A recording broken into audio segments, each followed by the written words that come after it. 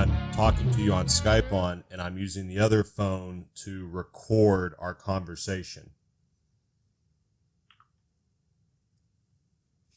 That is low-key high-tech. Yes, it really is. It's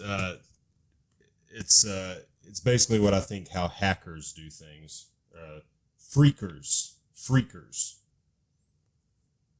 Okay, I've seen them. Yeah, I remember Freakers. I used to phone Freak. that's nice. What's okay? I'm gonna start the podcast. I had a bunch of notes written down of questions I was gonna ask you, but they're on the computer and and it's locked up in the van right now. So this is gonna just have to be off the cuff. Do you think you can do that? Yeah, off the cuff and off the record. That's good. Or it's literally on the record because this is broadcast out to the world via podcasts. Starting from Now. okay. Okay, hello and welcome back. Welcome back to the Restroom Reviews Presents.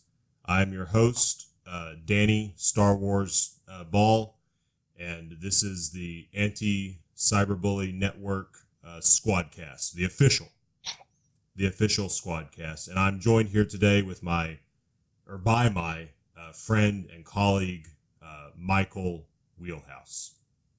Hello, Micheal. Hello, Danny. How are you? I'm doing well. I'm well too. Good. Micheal, as you know, this is the premier anti-cyberbully podcast available online on the net. And It's the first one anyone's ever done? It's not only the first, but it's also the premier, meaning it's the best. I'm glad to be involved. Yes.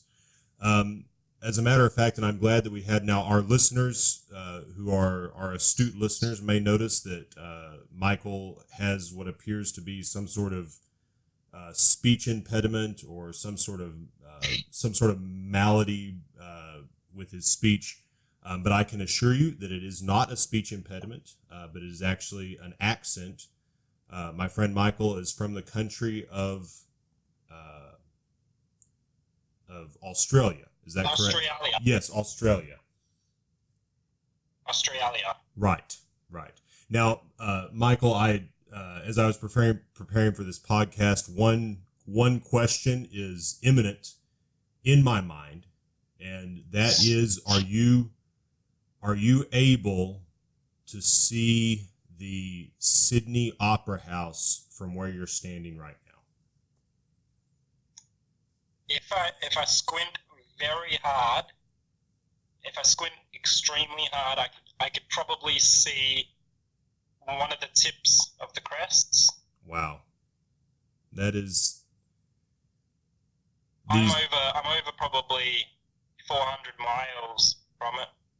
But Australia is pretty flat, so it's not very mountainous there, is what I'm trying to say. I wouldn't ride a bike here. Interesting. There's too many hills. Really? Now, I'm familiar. Yeah. Are you familiar with the movie Rescuers Down Under? No, but are you familiar with the Jim Belushi movie Race to the Sun, I think it was called? Had Halle Berry in it as well? No, I'm not. Anyway, that takes place in Australia. Interesting. So does Rescuers Down Under. Oh, really? That's surprising. Yes. I thought it might have been in Antarctica or something. Right. It's sometimes hard to know from the title alone, but there are actually several movies that take place in your country of origin, as it were. Now, speaking mid-mix.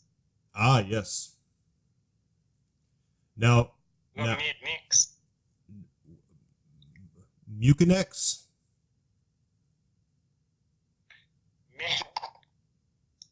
Mad Max. Mad Max, yes. The critically acclaimed movie starring the sequel to Mac and the sequel Yes, the sequel to Mac and Me.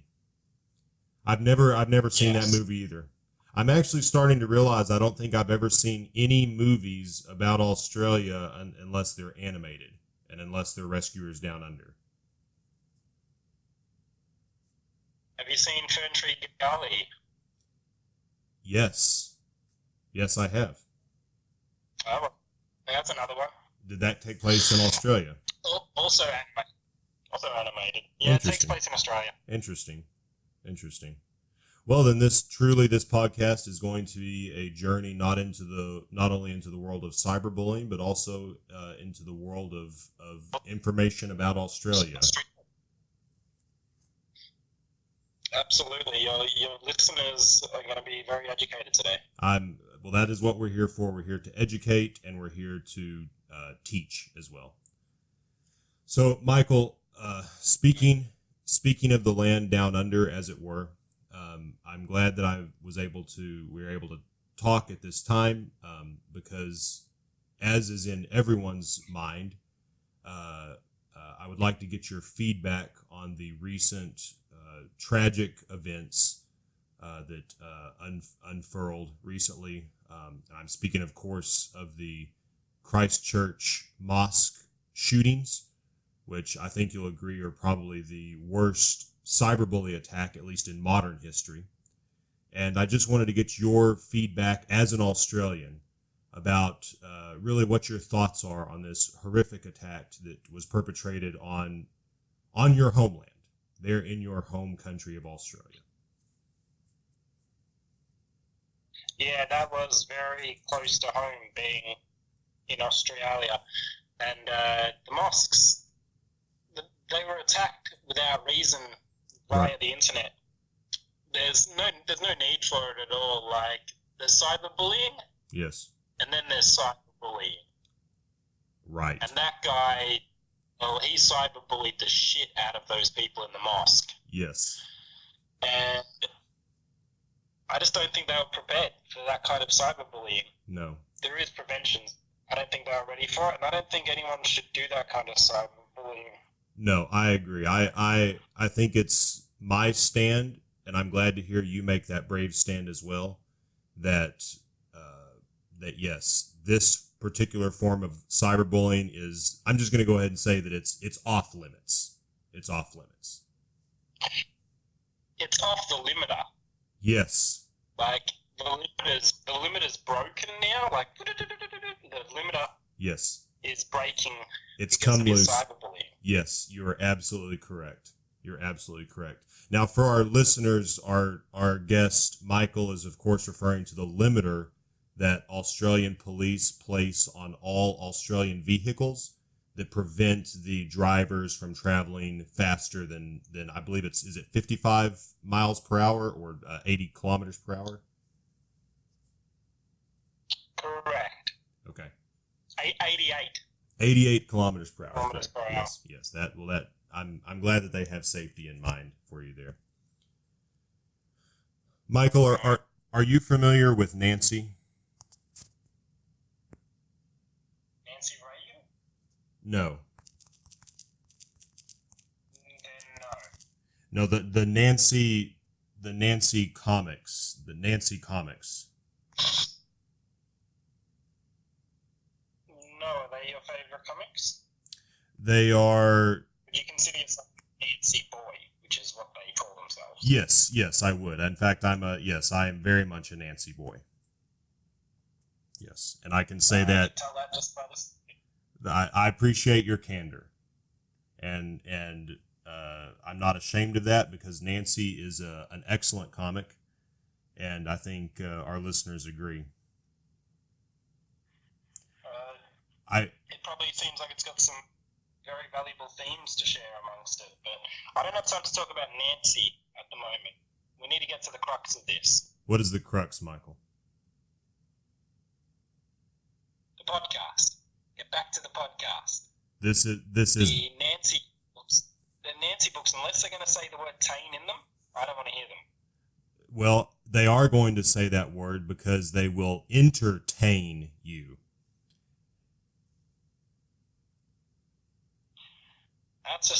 That's just one of the syllables out of that word. That's not the actual word. You know it. That's reverse cyberbullying right there. It's actually cyber judo. In judo, in the art of judo, as I call it, or as it is called, you take your opponent's attack, you use their momentum, and you turn it against them as a counterattack, and that's what I'm doing in a mental fashion.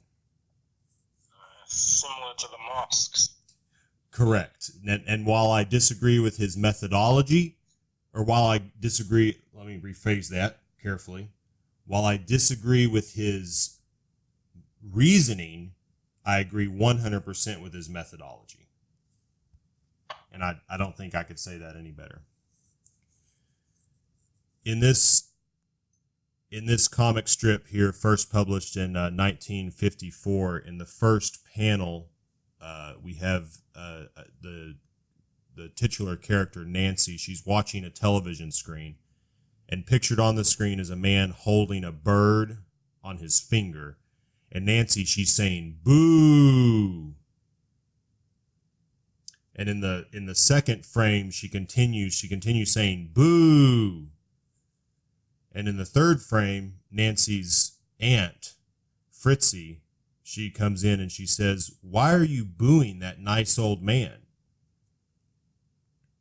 And I'm sure you as well as our listeners are all asking the same question. But in the fourth frame, she says, "In a show last week, he played the bad guy."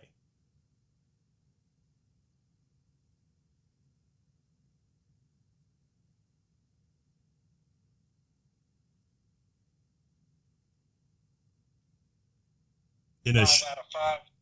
Yes. In a show last week, he played the bad guy. Well, he should play the good guy next week. He should. And I think that's what actually happened in this occurrence. He was playing the good guy, but she was unable to understand that. Michael, have you ever personally experienced cyberbullying? I think I'm personally experiencing it right now. Who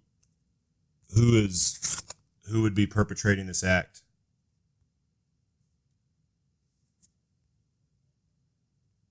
Hello? Yes, I'm still here. Oh, I thought your speakerphone just broke. No, I'm having to read the Nancy comic. I had to open up a different window on my mobile phone that I'm also recording on, and so it may have skipped. Oh, well, to answer your question, no, I've never been cyberbullied. That's good. What about yourself? I unfortunately have been the victim of cyberbullying on many occasions. How did that happen? There are, let's just say that when you put yourself out there, when you put it all on the line, when you lay it all on the line, people are going to take advantage of that. People are going to see those vulnerabilities. They're going to see those weak points, and they're going to take advantage of that. Much like cyberbullies in real life, except more dangerous, more deadly, as the Christchurch shootings have proven. People have taken advantage of, particularly in my recently published, I'm sure you've read it, the Planet Builders novel. There were many people. Vaguely familiar with that world. Yes. I appreciate you reading it, and I appreciate your kind words. But there were many people who did not agree with that and left some pretty harsh reviews on Amazon. There was one man that said, and I don't have to read this. I actually have it memorized. It's when I close my eyes at night to sleep, this is what I see, just flashing on the inside of my eyelids. But he said he couldn't even get interested in the first quarter of the book, and so he returned it. did he get his full money back, or did he just get like 3/4 of the money back? No, I get all the money back, but I just sell it for 99 cents, so I only make I think it's 25 cents US on it. But yeah, I got the 25 cents back. How many quarters you made? Well, when you calculate, because I tried to do a little bit of advertising on Amazon, and then I also hired some people to do sort of some Twitter advertising. And so when you really look at sort of gross versus net, I made around negative $45. That's a pretty good experience right there. It was. I feel, as an author now, I feel like I learned a lot. I grew a lot as a person and as an author, and now as a podcaster. And I think I bring there's not many podcasts out there that can say they've also authored books. No. At least none that I'm aware of. I would say there's none. Yes, I agree.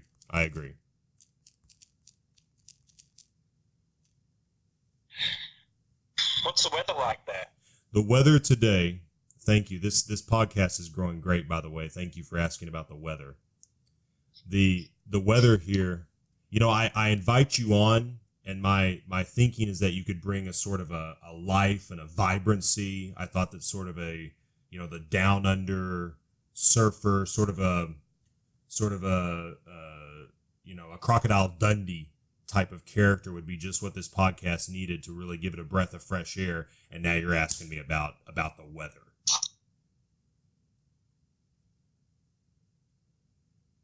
So what's it like? It's really nice actually today. We had some rain earlier. Got a good bit of rain, but it's sort of a problem because I've got some pretty major leaks in my roof, and I've been replacing my roof with a steel roof lately, and I don't have it finished yet. So really all that I managed to do was sort of funnel all of the water sort of to some more central locations to just kind of make the existing leaks actually worse. But yeah, apart from that, it's going well. What's the weather? It's just non-stop raining. Well, it rained once. It's like it's winter here. You realize? You've called me in the middle of winter. I can't go surfing. It's winter. What? I can't go skateboarding. I can't do my normal Australian activities like yodeling out to my neighbours for some sugar. Right. It's cold and wet. What? It's cold and what? Wait, what month is this? It's June. It's June. It's June. And yet you're telling me that it's winter. It is freezing cold. So when do you have Christmas? In summer. So like in like in July, August. State. Really? Now do you everyone rocks up on their surfboards. But interesting. How do you celebrate Christmas there in Australia, Michael? Very carefully, because we have to wear a lot of sunscreen. Our ozone layer's fucked down here. You're gonna get burnt to a crisp on Christmas Day. On Christmas Day is the day that you get burnt. So for Christmas, you actually need a lot of chamomile lotion or some shit like that the next day. And Boxing Day. Yes, Boxing Day is when we all take up boxing again. Nice. I guess with all the sunburn, it really gives the classic Christmas carol Rudolph the Red-Nosed Reindeer a real different spin. No, we've got Rudy be the red-nosed alcoholic. Right, which is just representative of the entire population, I'm sure. Yeah, I guess. Michael, I have a brief statement that I would like to read. Go ahead. Okay. Cut my life into pieces. This is my last resort. Suffocation, no breathing. I don't give a darn if I cut my arm bleeding. This is my last resort, Michael. Would it be wrong? Would it be right if I took my life tonight? Chances are that I might, Michael. Mutilation out of sight. And I'm contemplating how great this podcast is going. Now, No, we need your questions, and you need to have better structure, and we'll do this another time. Michael, please. I was counting on this to bring my podcast, and I just feel like you're abandoning You haven't got me. a premiere date, have you? This is the third episode, Michael.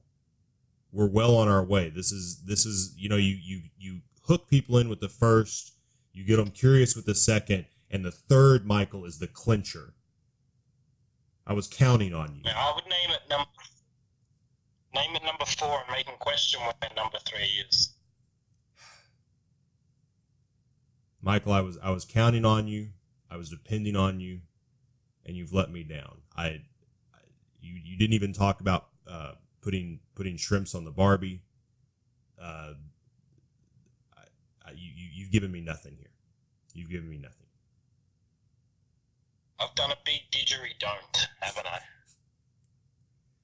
I? I think that is. I think that isn't exaggerating. That's for sure. Well, This Michael, podcast did doo-doo. I wouldn't go as far as to say that. I think that our many listeners would disagree with you vehemently.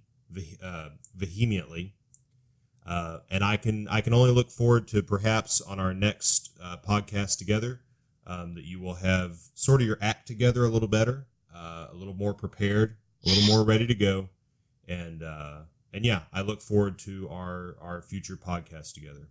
So once again, this has been Restroom Reviews presents GesRT A WATCHMAN, an anti-cyberbully podcast. I've been your host, Danny Ball, and joined today by... What time should I set the watch for? I would... what time is it there now? 1:52. Precisely. 1:52. Okay, it is 10:52 here. So that means It's Monday. Keep in mind. right. Today, right now, it is Sunday. It's Sunday here, Michael. And so how about you can call me tomorrow. I'll be in town all day tomorrow. I have internet connection here. All right. I'm here all week. Okay. Thank you, Michael. And have a good lunch.